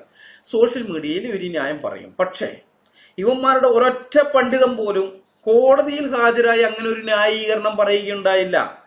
കാരണം ഇത് സന്ദർഭത്തിൽ നടത്തി മാറ്റിയതൊന്നുമല്ല, ഇതൊക്കെ ഞങ്ങൾ പറയുന്ന കാര്യം തന്നെയാണ് സന്ദർഭം, അതിന്റെ അപ്പുറത്തൊന്നുമില്ല. ഇസ്ലാമിനകത്ത് മുഹമ്മദ് കൊടുത്തിരിക്കുന്ന കൽപ്പന എന്താണ്? അവസാനത്തെ മനുഷ്യനും മുസ്ലിം ആകുന്നത് വരെ നിങ്ങൾ അവനോട് യുദ്ധം ചെയ്യുക എന്നുള്ളതാണ്. മനസ്സിലായ? എല്ലാവരും മതം മുഴുവൻ അള്ളാഹുവിന് വേണ്ടി ആകുന്നത് വരെ നിങ്ങൾ അവനോട് യുദ്ധം ചെയ്യുക. അതുകൊണ്ട് തന്നെ ഇപ്പോൾ ഏതും അവസാനത്തെ ആളും അവസാനത്തെ മുസ്ലിമും മുസ്ലിം ആകുന്നത് വരെ ഒരു മുസ്ലിമിനെ സംബന്ധിച്ച്, മതബോധമുള്ള മുസ്ലിമിനെ സംബന്ധിച്ച് യുദ്ധ സാഹചര്യമാണ്. അതിന് മാറ്റമൊന്നുമില്ല. അത് ഈ പണ്ഡിതന്മാർക്ക് അറിയാം. അതുകൊണ്ടാണ് ഒരൊറ്റ പണ്ഡിതൻ പോലും കോടതിയിൽ ഹാജരായിട്ട് ഇവർ സന്ദർഭത്തിൽ നിന്ന് അടർത്തി മാറ്റിയെന്നൊന്നും പറയാതിരുന്നത്. മനസ്സിലായി? അതൊന്നും ചെയ്തില്ല. പകരം ഇവരെന്താ ചെയ്തെന്നറിയോ? രാഷ്ട്രീയ സമ്മർദ്ദം സൃഷ്ടിച്ച് കേസ് തള്ളിക്കളയാനായിരുന്നു അവരുടെ ശ്രമം. ആ സമയത്ത് രാജീവ് ഗാന്ധിയാണ് ഇന്ത്യ ഭരിക്കുന്നത്. 1986 കാര്യമാണ് ഈ പറയുന്നത്. 1985 ഷാബാനു കേസിന്റെ വിധി വന്ന് ഇന്ത്യയിലെ മുസ്ലിം പുരുഷന്മാരിൽ 99.99% പേരും രാജീവ് ഗാന്ധി സർക്കാരിനെതിരെ കലിതുള്ളി നിൽക്കുന്നത് ആ സമയമാണത്. അതുകൊണ്ട് രാഷ്ട്രീയ സമ്മർദ്ദം വളരെ ഫലപ്രദമാകുമെന്ന് മുസ്ലിങ്ങൾ ചിന്തിച്ചു. കാരണം ഈ മുസ്ലിങ്ങളൊന്ന് തണുപ്പിക്കാൻ വേണ്ടി രാജീവ് ഗാന്ധി ഒരു പക്ഷെ ഇടപെട്ടേക്കാം എന്നൊക്കെ വിചാരിച്ച് അങ്ങനെയാണ് ഒരു രാഷ്ട്രീയ സമ്മർദ്ദമൊക്കെ ഉപയോഗിച്ച് ആ കേസ് തള്ളിക്കളയിക്കാൻ ശ്രമിച്ചത്. പക്ഷെ കാര്യമുണ്ടായില്ല. ജഡ്ജി നല്ല സ്ട്രോങ് ആയിട്ട് തന്നെ നിന്നു. ആരോപണ വിധേയ പറഞ്ഞ ആയത്തുകൾ ഖുർആനിൽ ഉണ്ടോ ഇല്ലയോ എന്ന് വ്യക്തമാക്കണം എന്ന കോടതിയുടെ അഭ്യർത്ഥന ഏറ്റെടുക്കാൻ ഒരു മുസ്ലിം പണ്ഡിതനും രംഗത്ത് വരാത്തത് കൊണ്ട് ഇക്കാര്യത്തിൽ വ്യക്തത വരുത്താനുള്ള ശ്രമം ജഡ്ജി സദ്ദസ് ലോഹത്ത് സ്വയം ഏറ്റെടുത്തു. ഇംഗ്ലീഷിലും ഹിന്ദിയിലും ഉറുദുവിലുമുള്ള പല ഖുർആൻ തഫ്സീറുകളും അദ്ദേഹം പരിശോധിച്ചു. ബ്രിട്ടീഷ് ഭരണത്തിന്റെ കീഴിൽ രംഗീല റസൂൽ എന്ന ഗ്രന്ഥത്തെ ചൊല്ലി അലഹബാദ് ഹൈക്കോടതിയിൽ നടന്ന കേസും അദ്ദേഹം പഠിച്ചു. എന്നതിനിടയിൽ ഈ രംഗീല റസൂൽ കേസിനെ കുറിച്ച് ചെറുതായിട്ടൊന്ന് പറയാം.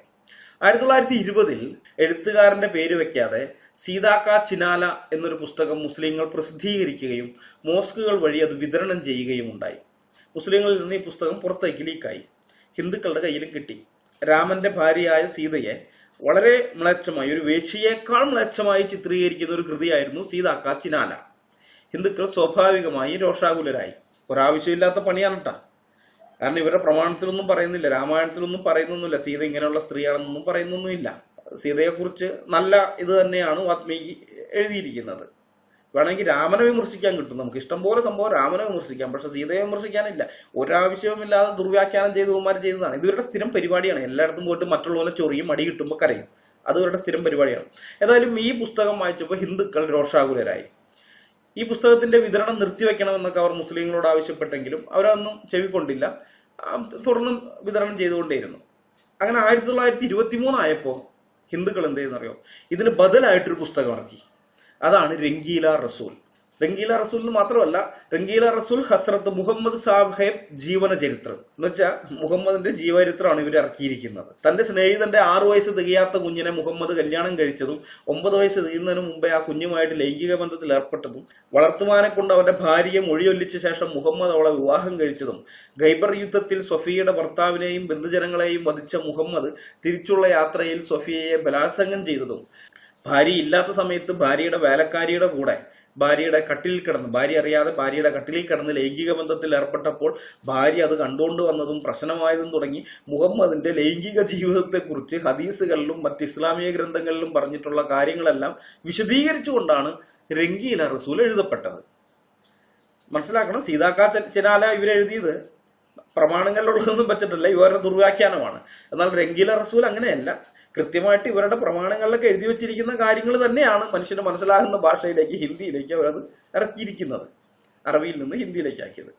വിമർശനങ്ങളെ എങ്ങനെയാണ് കൈകാര്യം ചെയ്യേണ്ടതെന്ന് മുഹമ്മദ് കാണിച്ചു കൊടുത്ത മാതൃക പ്രകാരം മുസ്ലിങ്ങൾ ആയുധമെടുത്ത് തെരുവിലിറങ്ങി, കലാപം അഴിച്ചുവിട്ടു. ബ്രിട്ടീഷ് ഭരണകൂടം രംഗീല റസൂൽ നിരോധിച്ചു. ആ നിരോധനം ഇന്നും നിലനിൽക്കുന്നുണ്ട്.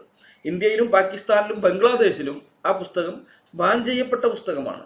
ഈ കലാപത്തിന്റെ പശ്ചാത്തലത്തിലാണ് ബ്രിട്ടീഷുകാർ IPC 295A എന്ന് പറയുന്ന, ഇന്നും നമ്മുടെ IPCയിലുള്ള 295A ഉണ്ട്, കുപ്രസിദ്ധമായ മതനിന്ദാ നിയമം. ആ വകുപ്പ് കൊണ്ടുവരുന്നത് ഈ രംഗീല റസൂൽ കേസുമായി ബന്ധപ്പെട്ടിട്ടാണ്. രംഗീല റസൂലിന്റെ പ്രസാധകനായിരുന്ന മഹാശയ് രാജ്പാലിനെ പുസ്തകമിറങ്ങി 5-6 കൊല്ലത്തിന് ശേഷം 1929 ഒരു മുസ്ലിം കൗമാരക്കാരൻ കത്തി കൊണ്ട് കുത്തിക്കൊല്ലുകയായിരുന്നു. ചെറിയ പയ്യനെ വിട്ടുവരെ ഇയാളെ കൊല്ലാൻ വേണ്ടി സ്വർഗത്തിലെ ഹൂറികളെയും മദ്യപ്പുഴയൊക്കെ ഓഫർ ചെയ്തപ്പോൾ ആ ചെക്കൻ പോയി കുത്തിക്കൊന്നു. അപ്പൊ ഈ കേസൊക്കെ ജസ്റ്റിസ് ലോഹത്ത് സശ്രദ്ധം പഠിച്ചു. അങ്ങനെ ഇതെല്ലാം വിസ്തരിച്ച് പഠിച്ചതിന് ശേഷം 1986 ജൂലൈ 31 ജസ്റ്റിസ് ലോഹത്ത് 2 പ്രതികളെയും വെറുതെ വിട്ടുകൊണ്ടും ഇന്ത്യയിലെ എന്ന് മാത്രമല്ല ലോകത്തിലെ ഇസ്ലാം ഉൾപ്പെട്ട എല്ലാ വർഗീയ സംഘർഷങ്ങൾക്കും കാരണം ഖുർആനും പ്രധാനമായും അതിലെ 24 ആയത്തുകളുമാണെന്ന് വ്യക്തമാക്കിക്കൊണ്ടും ഈ കേസിന്റെ വിധി പ്രഖ്യാപിച്ചു. ഖുർആൻ എങ്ങനെ ദൈവത്തിന്റെ പുസ്തകമാകുമെന്നാണ് അദ്ദേഹം ചോദിച്ചത്. ജസ്റ്റിസ് സദ്ദസ് ലോഹത്ത് ചോദിച്ചത്, ഖുർആൻ എങ്ങനെ ദൈവത്തിന്റെ പുസ്തകമാകും? പരമത നിന്ദയും അന്യമത വിദ്വേഷവും തുളുമ്പുന്ന ഖുർആനിലെ 21 ആയത്തുകൾ ഉദ്ധരിച്ച ശേഷം കോടതി ഇങ്ങനെ പറഞ്ഞു. ഇതേ തരത്തിലുള്ള മറ്റ് നിരവധി ആയത്തുകളുണ്ട്. 24 ആയത്തുകൾ മാത്രമാണ് ഇവിടെ ഉദ്ധരിച്ചത്. വ്യക്തമായും ഈ ആയത്തുകൾ വിദ്വേഷം, ശത്രുത, ദുഷ്ടത, വഞ്ചന, കലഹം, കവർച്ച, കൊലപാതകം എന്നിവയെല്ലാം പ്രോത്സാഹിപ്പിക്കുന്ന കൽപ്പനകൾ വഹിക്കുന്നു. അതുകൊണ്ടാണ് ഈ രാജ്യത്തും ലോകത്ത് മറ്റിടങ്ങളിലും മുസ്ലിങ്ങൾക്കും അമുസ്ലിങ്ങൾക്കും ഇടയിൽ കലാപങ്ങൾ നടക്കുന്നത്. ഖുർആനിലെ മുകളിൽ സൂചിപ്പിച്ച 24 ആയത്തുകളിൽ മുസ്ലിങ്ങളോട് മറ്റു മതങ്ങളുടെ അനുയായികൾക്കെതിരെ പോരാടാൻ കൽപ്പിക്കപ്പെട്ടിരിക്കുന്നു. ഈ ആയത്തുകൾ ഖുർആനിൽ നിന്ന് നീക്കം ചെയ്യാത്തിടത്തോളം കാലം രാജ്യത്തെ കലാപങ്ങൾ തടയാനാവില്ല. ഇതാണ് അദ്ദേഹത്തെ വിധി പ്രസ്താവത്തിലെ ഹൈലൈറ്റ് എന്ന് പറയുന്നത്. 24 ആയത്തുകളും അദ്ദേഹം ഉദ്ധരിക്കുന്നുണ്ട്. നമ്മെ അമ്പരപ്പിക്കുന്ന കാര്യം, അക്കാലത്തെ ഒരു മാധ്യമവും ഈ കേസിനെ കുറിച്ച് യാതൊന്നും റിപ്പോർട്ട് ചെയ്തിട്ടില്ല എന്നതാണ്. ഇന്ത്യ മുഴുവൻ ചർച്ച ചെയ്യപ്പെടേണ്ട ഈ കോടതി വിധിയെക്കുറിച്ച് വളരെ കുറച്ച് ആളുകൾക്ക് മാത്രമേ അറിയുകയുള്ളൂ. കുറഞ്ഞപക്ഷം ഈ വിധിയെക്കുറിച്ച് കേരളത്തിലെങ്കിലും ആളുകൾ ചർച്ച ചെയ്യണമെന്ന് ഞങ്ങൾക്ക് ആഗ്രഹമുണ്ട്. അതുകൊണ്ടാണ് എനിക്കെതിരെ കേസ് കൊടുക്കാൻ ഞാൻ നിങ്ങളെ വെല്ലുവിളിക്കുന്നത്. ഈ താഴെ വന്ന് കമന്റ് ഇടുന്ന നാവ് കൊണ്ട് മാത്രം ജിഹാദ് നടത്തുന്ന ടീമുകളുണ്ടല്ലോ, അവരോട് പറയുകയാണ്, നാവ് കൊണ്ടല്ല, നിങ്ങളിപ്പോ കീബോർഡ് കൊണ്ടാണ് ജിഹാദ് നടത്തുന്നത്. കീബോർഡ് കൊണ്ട് ജിഹാദ് നടത്തുന്നവരെ ഞങ്ങൾ വെല്ലുവിളിക്കുകയാണ് കേസെടുക്കുക. എനിക്കെതിരെ കേസ് കൊടുക്കുക. നിങ്ങൾ ഇതൊരു വെല്ലുവിളിയാണ്. കേസ് കൊടുക്കുക. കോടതിയിൽ ചെല്ലുമ്പോൾ ഇതുപോലെ കുറെ സംഗതികൾ പബ്ലിക്കിൽ പറയാനുണ്ട്. മനസ്സിലായോ? കോടതി രേഖകളിൽ അത് വേണം. ഇതിപ്പോ 86 കോടതി വിധിയാണ് ഇന്ന് നമ്മൾ ചർച്ച ചെയ്യുന്നത്. അതിനെക്കുറിച്ച് പറഞ്ഞത് ഇനി ഇത് 2024 അല്ലേ, 2124 ആയി കഴിഞ്ഞാലും ഈ വിഷയം ചർച്ച ചെയ്യാൻ അന്ന് അൽകുമാർ അയ്യപ്പൻ എന്ന് പറഞ്ഞ ഒരാൾക്കെതിരെ ഒരു കേസ് കൊടുത്തു കഴിഞ്ഞപ്പോൾ ആ പുള്ളി കോടതിയിൽ ഇന്ന കാര്യങ്ങൾ വെച്ചാണ് വാദിച്ചതെന്നും പറഞ്ഞ് അന്നത്തെ തലമുറ ഉണ്ടാകണം. അവർക്ക് സംസാരിക്കാൻ ഈ കാര്യങ്ങളെല്ലാം അവരുടെ കൈവശം ഉണ്ടാകണമെന്ന് എനിക്ക് ആഗ്രഹമുണ്ട്. അതുകൊണ്ടാണ് ഞാൻ വെല്ലുവിളിക്കുന്നത്. നിങ്ങൾ കേസ് കൊടുക്കുക. മുസ്ലിങ്ങൾ പ്രസിദ്ധീകരിച്ച ഇസ്ലാമിക ഗ്രന്ഥങ്ങളിൽ നിന്നുള്ള കാര്യങ്ങൾ വീഡിയോയിൽ പറഞ്ഞതിന്റെ പേരിൽ എന്നെ ഒരു കോടതിയും ശിക്ഷിക്കാൻ പോകുന്നില്ല എന്ന് എനിക്കറിയാം. മനസ്സിലായോ? ഒരു കോടതിയും എന്നെ ശിക്ഷിക്കുകയില്ല. നിങ്ങൾക്ക് ചെയ്യാൻ പറ്റുന്നത് മറ്റേ പുള്ളിനെ കുത്തിക്കൊന്നതുപോലെ ഏതെങ്കിലും ഒരുത്തിനെ പറഞ്ഞു വിട്ട് എന്നെ ഇല്ലാതാക്കുക എന്നുള്ളതാണ്. അത് ചെയ്യാൻ പറ്റും. പക്ഷേ നിയമപരമായിട്ട് എന്നെ തൊടാൻ പറ്റില്ല. നിങ്ങൾക്ക് നിയമത്തെ ലംഘിച്ചുകൊണ്ട് ഒരു കാര്യവും ഞങ്ങൾ ചെയ്യുന്നില്ല. കൃത്യമായി പ്രമാണങ്ങളുടെ അടിസ്ഥാനത്തിലുള്ള കാര്യങ്ങളാണ് പറയുന്നത്. അതുകൊണ്ട് ഇതൊരു വെല്ലുവിളിയാണ്. നിങ്ങൾ പോയി കേസ് കൊടുക്കുക. എനിക്കെതിരുള്ള കേസിന്റെ വിചാരണ വേളയിൽ ജസ്റ്റിസ് സെഡ്ജസ് ലോഹത്ത് 1986 നടത്തിയ വിധിന്യായത്തിന്റെ പകർപ്പ് ഞങ്ങൾ കോടതിയിൽ ഹാജരാക്കി. ഈ 24 ആയത്തുകൾ ഖുർആനിൽ നിന്ന് നീക്കം ചെയ്യാനുള്ള നടപടികൾ ഇനിയെങ്കിലും നടപ്പാക്കാൻ കോടതി ഉത്തരവിടണമെന്ന് ഞങ്ങൾ വാദിക്കും. മനസ്സിലായോ? കോടതി അത് നീക്കം ചെയ്യാൻ നടപടി എടുത്താലും ഇല്ലെങ്കിലും 1986 ഇങ്ങനെ ഒരു കോടതി വിധി ഉണ്ടായിട്ടുണ്ടെന്ന് പൊതുജനങ്ങളിൽ എത്തിക്കാൻ ഞങ്ങൾക്ക് കഴിയും. മനസ്സിലാകുന്നുണ്ടോ? ബാക്കി കാര്യം സോഷ്യൽ മീഡിയ ഏറ്റെടുത്തോളൂ. ഞാനിത് സാന്ദർഭികമായി പറഞ്ഞതേ ഉള്ളൂ. നമുക്ക് വിഷയത്തിലേക്ക് മടങ്ങി വരാം. ഇന്റർനെറ്റിന്റെയും സോഷ്യൽ മീഡിയയുടെയും വരവോടെ മുസ്ലിം ചെറുപ്പക്കാർക്കിടയിൽ തങ്ങളുടെ മതത്തെക്കുറിച്ചും പ്രവാചകനെക്കുറിച്ചുമുണ്ടായ അവബോധത്താൽ എല്ലാ ഇസ്ലാമിക രാജ്യങ്ങളിലും ചിന്താശേഷിയുള്ള മനുഷ്യർ, അത് പ്രത്യേകം ശ്രദ്ധിക്കണം, ചിന്താശേഷിയുള്ള മുസ്ലിങ്ങൾ ഇസ്ലാം ഉപേക്ഷിക്കുകയും ഇസ്ലാം ഉപേക്ഷിച്ചവർ സോഷ്യൽ മീഡിയയിലൂടെ ഇസ്ലാമിക വിമർശനം തുടർക്കഥയാക്കുകയും ചെയ്തു. ഒരു കാലത്ത് യൂറോപ്പിലായിരുന്നു ഏറ്റവും അധികം ആളുകൾ തങ്ങൾ ജനിച്ചു വളർന്ന മതം വിട്ട് പുറത്തു പോയിരുന്നെങ്കിൽ ഇന്ന് ആ സ്ഥാനം മിഡിൽ ഈസ്റ്റിനാണ്. മനസ്സിലായോ? മിഡിൽ ഈസ്റ്റിനാണ്. ഗൂഗിൾ ചെയ്താൽ നിങ്ങൾക്കത് അറിയാൻ പറ്റും. ഈജിപ്തിൽ ഇന്ന് ഏറ്റവും വേഗതയിൽ വളരുന്ന മതം നിരീശ്വര മതമാണെന്നാണ് ദി ക്രോണിക്ലർ പറയുന്നത്. ആഗോളതലത്തിൽ മുസ്ലിങ്ങൾക്കിടയിൽ കാട്ടുതീ പടരുന്നത് പോലെയാണ് നിരീശ്വരവാദം പടരുന്നതാണ് മിഡിൽ ഈസ്റ്റ് ഫോറം പറയുന്നത്. കാട്ടുതീ പടരുന്നത് പോലെ മുസ്ലിങ്ങൾക്കിടയിൽ നിരീശ്വരവാദം പടരുന്നു. അറബ് രാജ്യങ്ങളിൽ നിരീശ്വരവാദികൾ അദൃശ്യരായി കഴിയുകയാണെന്ന് 2015 പഠനങ്ങൾ പറയുന്നു. എന്നാൽ 2020 ആയപ്പോൾ അതിനൊക്കെ മാറ്റം സംഭവിച്ചു. ഇപ്പോൾ ഇസ്ലാമിന്റെ ഈറ്റില്ലമായ സൗദി അറേബ്യയിൽ പോലും ധാരാളം നിരീശ്വരവാദികളുണ്ട്. ഇത് മാത്രമല്ല, ഇപ്പോഴത്തെ സൗദിയിൽ swimsuit fashion show. Saudi അറേബ്യയിലോ ഒരു 10 കൊല്ലം മുൻപ് ഇതൊന്നും നമുക്ക് സ്വപ്നം കാണാൻ പറ്റില്ലായിരുന്നു. ചിന്തിക്കാൻ പറ്റാത്ത കാര്യമാണ്.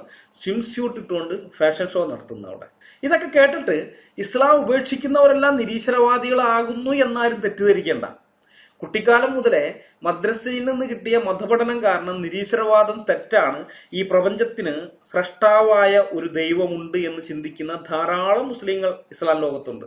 അത് ഈ നിരീശ്വരവാദികളായവരെക്കാൾ കൂടുതലാണ്. അങ്ങനെയുള്ള ആളുകൾ ഒന്നുകിൽ ഇസ്ലാം ഉപേക്ഷിച്ച് ക്രിസ്ത്യാനികളാകുന്നു, അതല്ലാന്നുണ്ടെങ്കിൽ ഒന്നിലും പോകുന്നില്ല. ഇസ്ലാം ഉപേക്ഷിച്ചു, മനസ്സുകൊണ്ട് മുർത്തദ്ദായി, ഇസ്ലാം ഉപേക്ഷിച്ചു, പക്ഷെ അത് പരസ്യമായിട്ട് പ്രഖ്യാപിച്ചിട്ടില്ല, വേറെ ഏതെങ്കിലും മതത്തിലേക്ക് പോയിട്ടില്ല. നിരീശ്വരവാദം അവർക്ക് വേണ്ട. അങ്ങനെ ഉള്ള ഒരു കൂട്ടമുണ്ട് ഇതിൻ്റെ അകത്ത്. നമ്മൾ ക്രിസ്ത്യാനിറ്റിയിലേക്ക് വരുന്ന ആൾക്കാരുടെ കണക്ക് നോക്കിയാൽ അമ്പരപ്പിക്കുന്ന സംഗതിയാണ്. ഇസ്ലാമിന്റെ ആരംഭം മുതൽ ഇന്ന് വരെയുള്ള ഏകദേശം 1400 വർഷത്തിനിടയ്ക്ക് ഈ 21ാം നൂറ്റാണ്ടിൽ നടക്കുന്നത് പോലെ മുസ്ലിങ്ങൾ ക്രിസ്ത്യാനികളായി മാറിയ ഒരു കാലഘട്ടം ചരിത്രത്തിലുണ്ടായിട്ടില്ല. ഇങ്ങനെ ഒരു കാലഘട്ടം ഇതുവരെ ഉണ്ടായിട്ടില്ല. അത്രയധികം ആളുകളാണ് ഇസ്ലാമിൽ നിന്ന് ക്രിസ്ത്യാനികളായി മാറിക്കൊണ്ടിരിക്കുന്നത്. ഇപ്പൊ ഇറാനിൽ പ്രക്ഷോഭങ്ങളൊക്കെ നടക്കുന്നുണ്ടല്ലോ. ഹിജാബൊക്കെ വലിച്ചെറിഞ്ഞുകൊണ്ടുള്ള ഹിജാബ് വിരുദ്ധ ബോയ്ക്കോട്ട് ഹിജാബ് ഒക്കെയുള്ള പ്രക്ഷോഭമൊക്കെ. അതിൻ്റെ ഒരു കാരണം എന്ന് പറയുന്നത് ഇറാനിൽ ക്രൈസ്തവ വിശ്വാസം പടർന്നു പിടിക്കുന്നത് കൊണ്ടാണ്. ക്രിസ്ത്യാനികളായി തീർന്നു കഴിയുമ്പോൾ ക്രിസ്തുവിൽ അനുഭവിക്കുന്ന ആത്മീയ സ്വാതന്ത്ര്യം ഉണ്ടല്ലോ, അതാണ് ഇസ്ലാമിന്റെ അടിമത്തത്തിനെതിരെ നിൽക്കാൻ അവരെ പ്രേരിപ്പിക്കുന്നത്. ദൈവം അനുവദിച്ചാൽ ഇസ്ലാമിൽ നിന്ന് ക്രിസ്ത്യാനികളായി തീർന്ന ആൾക്കാരുടെ ആ വിഷയം അത് വേറൊരു വീഡിയോ ആയി ചെയ്യാൻ ഉദ്ദേശിക്കുന്നതുകൊണ്ട് ഞാൻ കൂടുതൽ വിശദീകരിക്കുന്നില്ല. ഏതായാലും ഇസ്ലാം ഉപേക്ഷിച്ചു പോകുന്ന എക്സ് മുസ്ലിങ്ങൾ എന്ന കൂട്ടരാണ് ഇന്ന് ഇസ്ലാം മതം നേരിടുന്ന ഏറ്റവും വലിയ വെല്ലുവിളി. ഇതിനെ എങ്ങനെയാണ് നേരിടേണ്ടതെന്ന് മുസ്ലിങ്ങൾക്കോ ഇസ്ലാമിക പണ്ഡിതന്മാർക്കോ അറിഞ്ഞുകൂടാ. ചരിത്രത്തിൽ ഇന്ന് വരെ ഇങ്ങനെ ഒരു പ്രശ്നം ഇസ്ലാം മതത്തിന് അഭിമുഖീകരിക്കേണ്ടി വന്നിട്ടില്ല. ക്രിസ്ത്യാനിറ്റിയുടെ ചരിത്രം വ്യത്യസ്തമാണ്. കർത്താവായ യേശു ക്രിസ്തുവിനെ പരീക്ഷിച്ചുകൊണ്ട് പരീശന്മാര്, ശാസ്ത്രിമാരും സദൂക്യരും പ്രമാണിമാരും ഒക്കെ വരുന്നത് സുവിശേഷങ്ങളിൽ നമുക്ക് കാണാൻ പറ്റും. എല്ലാവർക്കും കൃത്യമായ മറുപടി കൊടുത്ത് യേശു ക്രിസ്തു അവരുടെ വായ അടയ്ക്കുന്നുമുണ്ട്. ഇനി അപ്പോസ്തല പ്രവൃത്തികളിലേക്ക് വന്നാലോ, യഹൂദന്മാരും ലിബർത്തീന്യരും എപ്പിക്കൂര്യരും സ്റ്റോയിക്കരും പിന്നെ ഏതൻസിലുള്ള തത്വജ്ഞാനികളും ഒക്കെ ഇങ്ങനെയുള്ള ആളുകളൊക്കെ അപ്പോസ്തലന്മാരോട് വാദിക്കുന്നുണ്ട്. അവർക്കെല്ലാം കൃത്യമായ മറുപടി അപ്പോസ്തലന്മാർ കൊടുക്കുന്നുമുണ്ട്. അത് കഴിഞ്ഞ് സഭാചരിത്രം നോക്കിയാൽ 2-ാം നൂറ്റാണ്ട് മുതൽ ഗ്രീക്ക് തത്വജ്ഞാനികളും റോമൻ തത്വജ്ഞാനികളും ക്രിസ്ത്യാനികൾക്കെതിരെ ആശയ സംവാദത്തിന് വന്നത് കാണാൻ സാധിക്കും. അവർക്കെല്ലാം അതത് കാലത്തുള്ളവർ മറുപടി കൊടുത്തിട്ടുമുണ്ട്. പിന്നീട് ഇങ്ങോട്ട് വരുമ്പോൾ നിരീശ്വരവാദികളുടെ ആക്രമണമുണ്ട് ക്രിസ്ത്യാനിറ്റിക്കെതിരെ, അതിനും മറുപടി കൊടുത്തിട്ടുണ്ട്. അപ്പൊ ഇങ്ങനെയുള്ള ഈ വിമർശനങ്ങൾക്കെല്ലാം ആശയതലത്തിൽ ഞങ്ങൾ ഇന്നും മറുപടി കൊടുത്തുകൊണ്ടിരിക്കുകയാണ്. ക്രിസ്ത്യാനിറ്റിയെ വിമർശിച്ചതിന്റെ പേരിൽ ഞങ്ങൾ ആരുടെയും കയ്യും കാലും എതിർദിശകളിൽ നിന്ന് വെട്ടുകയോ കഴുത്ത് കണ്ടിക്കുകയോ ചെയ്യുന്നില്ല. കൃത്യമായ മറുപടിയാണ് കൊടുത്തുകൊണ്ടിരിക്കുന്നത്. ഇനി ഒരാൾ ക്രൈസ്തവ വിശ്വാസം വിട്ടുപോയാൽ ഇസ്ലാമിലേതുപോലെ അവനെ കൊന്നുകളയാനല്ല ബൈബിളിൽ പറഞ്ഞിരിക്കുന്നത്, അവനെ തിരിച്ചു കൊണ്ടുവരാനാണ്. ഞാൻ ആ വാക്യം വായിക്കാം. യാക്കോബ് 5-ാം അധ്യായം 19-20 വാക്യങ്ങൾ. സഹോദരന്മാരെ, നിങ്ങൾ ഒരുവൻ സത്യം വിട്ട് തെറ്റിപ്പോവുകയും അവനെ ഒരുവൻ തിരിച്ചു വരുത്തുകയും ചെയ്താൽ പാപിയെ നേർവഴിക്കാക്കുന്നവൻ അവന്റെ പ്രാണനെ മരണത്തിൽ നിന്ന് രക്ഷിക്കുകയും പാപങ്ങളുടെ ബഹുത്വം മറയ്ക്കുകയും ചെയ്യും എന്ന് അവൻ അറിഞ്ഞുകൊള്ളട്ടെ. ബൈബിളിന്റെ പ്രമേയം തന്നെ ഇതാണ്. ദൈവത്തെ വിട്ട് അകന്നുപോയ മനുഷ്യനെ നശിപ്പിച്ചു കളയുകയല്ല ദൈവം ചെയ്തത്, അവനെ തേടി ഭൂമിയിലേക്ക് ഇറങ്ങി വരികയായിരുന്നു. 100 ആടുകളിൽ ഒരെണ്ണം കൂട്ടം തെറ്റിപ്പോയപ്പോ ആ ഒരെണ്ണത്തിനെ തേടി വന്ന ഇടയന്റെ ചിത്രം യേശുക്രിസ്തുവും സുവിശേഷം വായിക്കുന്നവരുടെ ഉള്ളിൽ വരച്ചിടുന്നുണ്ട്. കർത്താവിന്റെ ഉപമ എല്ലാവർക്കും സുപരിചിതമാണെന്ന് ഞാൻ വിചാരിക്കുന്നു. കൂട്ടം തെറ്റിപ്പോയവനെ ദൈവസ്നേഹത്തിലേക്ക് മടക്കി കൊണ്ടുവരിക, തിരിച്ചു കൊണ്ടുവരിക, യഥാസ്ഥാനപ്പെടുത്തുക എന്നതാണ് ബൈബിളിന്റെ പഠിപ്പിക്കൽ. ക്രിസ്ത്യാനിറ്റിയിൽ ഒരുവൻ ദൈവത്തെ ഉപേക്ഷിച്ചു പോകുമ്പോൾ അവൻ തന്റെ സ്നേഹസമ്പന്നനായ പിതാവിനെയാണ് ഉപേക്ഷിച്ചു പോകുന്നത്. അവൻ മടങ്ങി വരുന്നതും കാത്തിരിക്കുന്ന പിതാവാണ് ബൈബിളിലുള്ളത്. കർത്താവ് പറഞ്ഞല്ലോ, നമ്മൾ മുടിയൻ പുത്രൻ എന്ന് സാധാരണ പറയാറുള്ള ആ കാര്യം. അപ്പനെ വിട്ടിട്ട് ഇളയ മകൻ പോവുകയാണ്, പക്ഷെ അപ്പം കാത്തിരിക്കുകയാണ് മകൻ മടങ്ങി വരുമെന്ന്. ഒരു സമയത്ത് ഈ മകന് സുബോധം ഉണ്ടായി, അവൻ തിരിച്ചു വരികയും ചെയ്തു. അപ്പൊ ഇത് തന്നെയാണ് ഞങ്ങളെ വിട്ടുപോകുന്നവരോട് പറയുക, പിതാവിന്റെ സ്നേഹത്തിലേക്ക് മടങ്ങി വരാനാണ് ഞങ്ങൾ അവനോട് ആഹ്വാനം ചെയ്യുക. എന്നാൽ ഇതുപോലെയുള്ള കാര്യങ്ങളല്ല ഇസ്ലാമിലുള്ളത്. അങ്ങനെയല്ല, ഇസ്ലാമിൽ പറഞ്ഞിരിക്കുന്നതേ അങ്ങനെയല്ല. നമ്മൾ ഹദീസും ആയത്തും ഒക്കെ കണ്ടല്ലോ. വിമർശിക്കുന്നവരെയും ഇസ്ലാം മതം വിട്ടുപോകുന്നവരെയും കൊല്ലാനാണ് പറഞ്ഞിരിക്കുന്നത്. ക്രിസ്ത്യാനിറ്റിയിൽ ദൈവം പിതാവും വിശ്വാസികൾ മക്കളുമാണെങ്കിൽ ഇസ്ലാമിൽ അള്ളാഹു യജമാനനും മുസ്ലിങ്ങൾ അവന്റെ അടിമകളുമാണ്. ഈ വ്യത്യാസം മനസ്സിലാക്കിയിരിക്കണം. യജമാനനെ വിട്ട് ഓടിപ്പോയി അടിമത്തത്തിൽ നിന്ന് സ്വാതന്ത്ര്യം പ്രാപിച്ച ഒരാൾ സുബോധത്തോടെ പൂർണ്ണ മനസ്സോടെ വീണ്ടും ആ അടിമത്തത്തിലേക്ക് മടങ്ങി വരുമോ? നിങ്ങളൊന്ന് ചിന്തിച്ചു നോക്ക്. ഒരിക്കലും വരില്ല. അടിമത്തത്തിന്റെ ആ ബന്ധനത്തിൽ നിന്ന് സ്വാതന്ത്ര്യത്തിന്റെ ശുദ്ധമായി ശ്വസിച്ച ഒരാൾ വീണ്ടും അടിമത്തത്തിലേക്ക് മടങ്ങി വരില്ല. ബലപ്രയോഗത്തിലൂടെ മാത്രമേ നിങ്ങൾക്ക് അയാളെ വീണ്ടും അടിമയാക്കാൻ പറ്റൂ. പക്ഷെ ഞാൻ പറഞ്ഞല്ലോ, സ്വാതന്ത്ര്യത്തിന്റെ ശുദ്ധമായി ശ്വസിച്ചവർ വീണ്ടും അടിമകളാകാൻ താല്പര്യപ്പെടില്ല. അപ്പൊ നിങ്ങൾക്ക് അയാൾക്ക് നേരെ ബലം പ്രയോഗിക്കേണ്ടി വരും, അയാളെ കൊന്നുകളയേണ്ടി വരുന്നു. ഇതാണ് ഇസ്ലാമിൽ നടക്കുന്നത്. 21-ാം നൂറ്റാണ്ടിന്റെ ആരംഭം വരെ വലിയ കുഴപ്പമില്ലാതെ ഇതൊക്കെ കൈകാര്യം ചെയ്യാൻ മുസ്ലിങ്ങൾക്ക് പറ്റി. പക്ഷെ ഇന്റർനെറ്റും സോഷ്യൽ മീഡിയയും ഒക്കെ വന്നതോടെ സംഗതി അവരുടെ കയ്യിൽ നിന്ന് പോയി. ഏറ്റവും ലേറ്റസ്റ്റ് ആയിട്ട് ഇറാനിൽ നിങ്ങൾ കണ്ടില്ലേ, പ്രസിഡന്റ് കൊല്ലപ്പെട്ടു എന്നറിഞ്ഞപ്പോൾ ഇറാനിയൻ ജനത വലിയ രീതിയിൽ ആഘോഷിക്കുകയാണ്. ചരിത്രത്തിൽ ഇതുവരെ കണ്ടിട്ടില്ലാത്ത കാര്യമാണിത്. സ്വന്തം രാഷ്ട്രത്തലവും കൊല്ലപ്പെട്ടപ്പോൾ ശത്രുരാജ്യത്തിന്റെ പതാകകൾ വീശി ആഘോഷിക്കുന്നു. ഇത്തരം കാര്യങ്ങളെയൊക്കെ എങ്ങനെ നേരിടണമെന്ന് മത നേതാക്കന്മാർക്ക് അറിഞ്ഞുകൂടാ. അവരാകെ പരിഭ്രാന്തിയിലാണ്. മതം വിട്ടവരെയും മതവിമർശനം നടത്തുന്നവരെയും കൈകാര്യം ചെയ്യേണ്ടത് എങ്ങനെയെന്ന് മുഹമ്മദ് പഠിപ്പിച്ചു കൊടുത്തിട്ടുള്ള ആ സൊല്യൂഷൻ ഉണ്ടല്ലോ, 21-ാം നൂറ്റാണ്ടിൽ അത് പ്രാവർത്തികമാക്കാൻ കഴിയുന്നതല്ല എന്ന് ഇസ്ലാമിക നേതൃത്വം മനസ്സിലാക്കുന്നുണ്ട്. ജിഹാദ് അല്ലാതെ മറ്റൊരു സൊല്യൂഷൻ അവർക്ക് അറിയുകയുമില്ല. അതുകൊണ്ടാണ് ചിന്താശേഷിയോ സുബോധമോ 7 അയലത്തു കൂടി പോയിട്ടില്ലാത്ത ഈ മദ്രസ പൊട്ടന്മാരെ നാവുകൊണ്ട് ജിഹാദ് നടത്താൻ, കീബോർഡ് കൊണ്ട് ജിഹാദ് നടത്താവന്മാർ പറഞ്ഞു വിട്ടിരിക്കുന്നത്. എല്ലാവരെയും മതനേതൃത്വം പറഞ്ഞു വിട്ടതല്ല കേട്ടോ, എല്ലാവരെയും അങ്ങനെ പറഞ്ഞു വിട്ടിട്ടില്ല. ചിലരെ മാത്രമേ ഇത്തരം ജിഹാദ് നടത്താൻ വേണ്ടി പറഞ്ഞു വിട്ടിട്ടുള്ളൂ. അവർക്ക് അത് ഉത്ബോധനം കൊടുത്ത് അവർ വിട്ടിട്ടുള്ളൂ. അവർ ചെയ്യുന്നത് കണ്ട് ബാക്കി മദ്രസ പൊട്ടന്മാർ അവർ അനുകരിക്കുകയാണ് ചെയ്യുന്നത്. മനസ്സിലായ? അതാണ് നിങ്ങൾ ഞങ്ങളുടെ ചാനലിലായാലും അൽക്കൊടിത്തോട്ടം പാസ്റ്ററുടെ ചാനലിലായാലും സെബാസ്റ്റ്യൻ മുന്നക്കൽ ബ്രദറിന്റെ ചാനലിലായാലും ജാമിയ ടീച്ചറുടെ ചാനലിലായാലും ആരിഫ് ഹുസൈന്റെ ചാനലിലായാലും ഷാരോൺ സാപ്പിയന്റെ ചാനലിലായാലും ജബ്ബാർ മാഷുടെ ചാനൽ എവിടെയായാലും നിങ്ങൾ ഈ കാണുന്നത്, മറ്റേത് ഇസ്ലാമിക വിമർശകരുടെ ചാനലിലായാലും നിങ്ങൾ കാണുന്നത് ഈ ജിഹാദാണ്. നാവ് കൊണ്ടുള്ള ജിഹാദ് എന്ന് പറഞ്ഞല്ലോ. എതിരാളിയുടെ അവനെ മാനസികമായി ദുർബലപ്പെടുത്തുക, നിരാശ ഉണ്ടാക്കുക, തളർത്തുക, അങ്ങനെയൊക്കെയുള്ള കാര്യങ്ങൾ പറഞ്ഞ് ഇത് ചെയ്യുന്നത്. അതാണ് നാവ് കൊണ്ടുള്ള ജിഹാദ്. അതാണ് ഇവന്മാർ ഈ കമന്റായിട്ട് ഇങ്ങനെ ഇടുന്നത്. അപ്പൊ ഈ മദ്രസ പൊട്ടന്മാരുടെ വിചാരം ഞങ്ങൾ ട്രൂത്ത് ഫൈറ്റേഴ്സ് ഇതൊക്കെ കേൾക്കുമ്പോൾ അങ്ങോട്ട് നിർത്തിപ്പോകുമെന്ന. വിവരക്കേടെന്നല്ലാതെ വേറെ ഒന്നും പറയാനില്ല. മനസ്സിലായോ? നിങ്ങളുടെ വിവരക്കേടാണ്, അറിവുകേടാണ് ആ ചിന്ത. ഞങ്ങൾ മനസ്സിലാക്കിയ സത്യം ഞങ്ങൾ മറച്ചുവെച്ചാൽ ദൈവം മുമ്പാകെ ഞങ്ങൾ കുറ്റക്കാരായി തീരുമെന്ന് ഞങ്ങൾക്കറിയാം. അതുകൊണ്ട് ഞങ്ങൾ മിണ്ടാതിരിക്കില്ല. മനസ്സിലായോ? ഞങ്ങൾ എന്തുകൊണ്ടാണ് സുവിശേഷം അറിയിക്കുന്നത്? ഇതുകൊണ്ട് തന്നെയാണ്. ഞങ്ങൾ മനസ്സിലാക്കിയിരിക്കുന്ന കാര്യം അത് ഞങ്ങൾ മറ്റുള്ളവരുടെ മുമ്പാകെ മറച്ചു വെച്ചാൽ ദൈവം മുമ്പാകെ ഞങ്ങൾ കുറ്റക്കാരായി തീരും. ലേവ്യ പുസ്തകം 5-ാം അധ്യായത്തിന്റെ 1-ാം വാക്യത്തിൽ അത് പറയുന്നുണ്ട്. ഒരുവൻ സത്യവാചകം കേട്ടിട്ടും താൻ അറിയുകയും മനസ്സിലാക്കുകയും ചെയ്തിട്ടുള്ള സത്യം പറയാതിരുന്നാൽ അതുകൊണ്ട് അവൻ കുറ്റക്കാരനായി തീരുമെന്ന് അവിടെ പറയുന്നുണ്ട്. അങ്ങനെ കുറ്റക്കാരായി തീരാൻ ഞങ്ങൾക്ക് ആഗ്രഹമില്ലാത്തതുകൊണ്ടാണ് ഞങ്ങൾ സുവിശേഷത്തിന്റെ സത്യം പറയുന്നത് ജനങ്ങളുടെ മുമ്പാകെ.